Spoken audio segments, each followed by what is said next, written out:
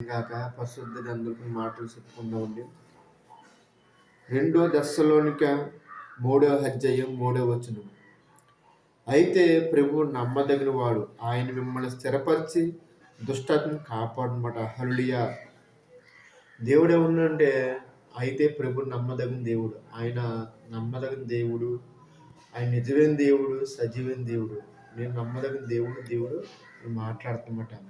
ఈ లోకంలో ఎవరు నమ్మపోయిన పర్లేదు, కానీ ఈ లోకంలో ఎవరిని పర్లేదు, కానీ దేవుని నమ్మితే మీ బతుకుల్లో మీ జీవితాలు మారుతాయి. ఎందుకంటే దేవుడు అన్నాడు ఏమంటే, నేను నమ్మదగిన దేవుణ్ణి. అవును ప్రియ బిడ్డలారా, ఆయన నిజమైన దేవుడు, జీవంగల దేవుడు, ఆయన గొప్ప దేవుడు. అలాగే దేవుడు జీవితాలు స్థిరపరుస్తాడంట. జీవితాలు స్థిరపరుస్తాడు, బతుకులు మారుతాయి, జీవితాలు మారుతాయి, అన్నీ మారుతాయి. ఇంతవరకు మీ జీవితంలో కుమ్ములిపోయి నలిగిపోయి కన్నీరులో ఉన్నారు. బహుశా మీరు ప్రార్థన చెయ్యండి. ఈయనసమే మీ బతుకులు మీ జీవితంలో దేవుడు మారుస్తాడు.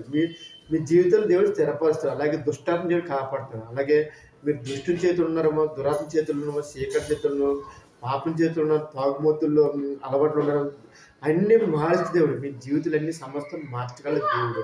అవన్నీ మారుస్తాడు. మీ బతుకు మీ జీవితాల్లో మారుతాడు. చిన్న ఒక దేవుడు దీవించడు గాక.